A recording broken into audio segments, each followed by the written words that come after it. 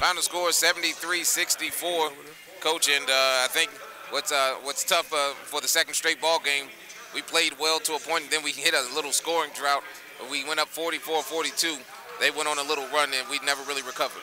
Yeah, I mean, what we told the guys at half is that, and we made a run, is that we told them that the team that wants to be here is going to win the basketball game. And I say that because every team that's in the CIT is 32 great mid-major teams that were close to making the NCAA tournament. So right now, everybody's mind is in a funk. So whatever team wants to be here was going to win the game, and Liberty wanted to be here.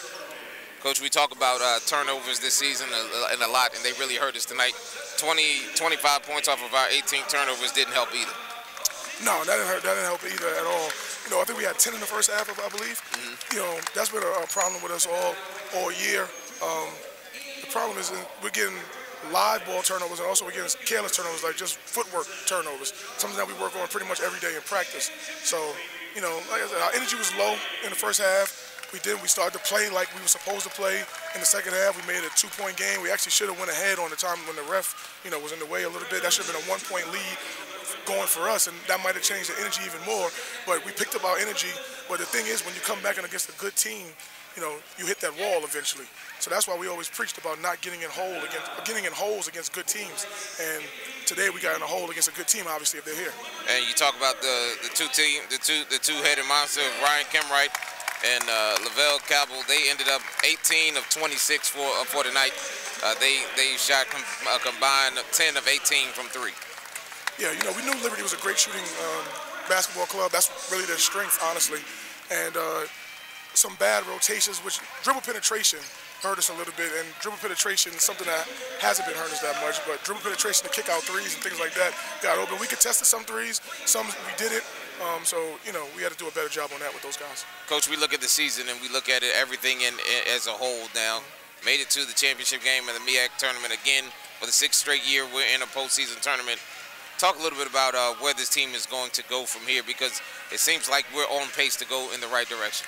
Yeah, we're only going to go up from here. You know, it's a credit to, you know, everybody that's involved with the men's basketball program to have us go 6 straight seasons of postseason. You know, a lot of people don't understand. You can see even in Liberty's gym right in the corner, there's a CIT banner.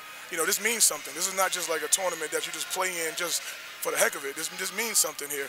And for some, you know, for a lot of people, they don't understand that to be in postseason when there's only 110, 115 teams left out of 351 is such an accomplishment for the team, the program, the university, and it goes a long way. You know, when we're recruiting, we can say that we've played in 6 straight postseasons, and that lights up to a kid, you know, because a lot of teams don't play in 1 postseason. So, you know, this means something. You know, I'd rather we got a win coming out of here instead of a 9-point or close loss. But hats off to Liberty, they did some great things. But the season as a whole, like I said, you know, and I said it in the MEAC thing, but I'll just reiterate to you, Ross, is that we could have folded when we were 3-13. We didn't. You know, all the naysayers and things like that. You know, the kids stick together and they fought, and we once again got a 500 or better season, which is a tremendous accomplishment, especially with the schedule that we play. We're only one of 4 eligible Division I HBCUs with a 500 or over record out of all the HBCUs that play in the country. So that's a huge accomplishment for these kids. You know, everybody wants a championship, so do we. You know, we probably want it more than anybody. You know, this is the kids, this is their playing careers, this is our careers. So we want it more than anybody. But accomplishments shouldn't be diminished at all, especially when they're accomplishments. You know, 6 straight postseasons, 120 wins over the last 6 years. You know, 120 wins over the last 6 years. That's a tremendous accomplishment for a program like us. And to keep it going this year, these guys, like I said, they're in the fold, and we fought back and we had another great season. Coach, we lose Jonathan Wade and Kerwin Okoro tonight. Between the two of them, they had 22 of them for Jonathan Wade. Especially in the second half, he had a Jonathan Wade-like night. It's good to see him end his career a little bit better than what it was on Saturday. Kerwin Okoro came in mid-season. He played well for us as well. Talk a little bit about what this senior class means to this program, especially when you talk about Jonathan Wade, a first-team All-MEAC selection, and really wasn't expected much from him outside of the program, but he came in and averaged over 19 points. Yeah, John, he went from 6 points a game to almost 20 points a game. That's a remarkable turnaround from junior year to senior year. So it's all credit to him. Hats off to him. He put in a lot of work over the summer, a tremendous amount of work over the summer. Kerwin Okoro obviously came in mid-semester for us, and he helped out tremendously down the stretch. He's a versatile player. He didn't quite play his best game today, but overall he helped us out tremendously to get another postseason bid. And those guys are going to go on and they'll have good careers at whatever they're doing. I know they're both trying to play professional basketball overseas, and we wish them well, and we're going to help them do anything that we can to make sure that we send another Spartan overseas and another Spartan in the pros. But those guys were tremendous. They're not going to be easily replaced, especially a guy like Wade. He has 20 points a game. It's going to have to be collective effort to to replace 20 points a game. But we wish those guys well, and they did a tremendous job for us on and off the court. Wade is like a 3.5 Chi Alpha Sigma thing, so it's great. Coach, with those players leaving, you do have Zanai, you do have JB coming back, you do have guys like Brian Jeleno, Kyle Williams, who played well over the last couple of games.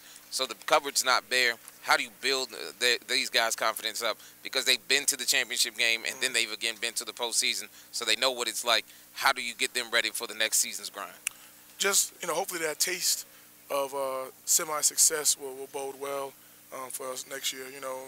That's the other thing that a lot of people don't understand is that we had 8 newcomers. Like our team is actually a pretty new team to accomplish some of the feats that we accomplished. So we look forward to just taking it up to the next level next year. A lot of this stuff is mental.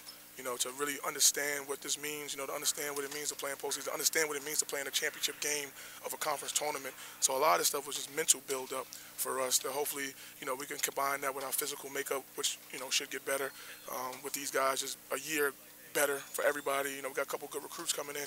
So the future of Norfolk State basketball is very, very bright. We look forward to having another postseason next year. Hopefully it's NCAA tournament.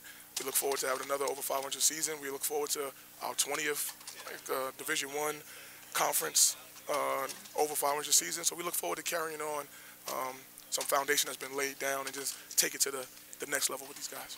Coach, as always, want to thank you for all of your help this season, stopping by when things were difficult, when things were great. You still made a way to come over here and picking us up and carrying us everywhere we go. We thank you for all your help, and congratulations on a successful season again. Thank you, man. Appreciate it. Hey, that's Coach Rob Jones. We'll come back and wrap up tonight's broadcast after this break. Norfolk State University live from the Vine Center here on the NSU Sports Network.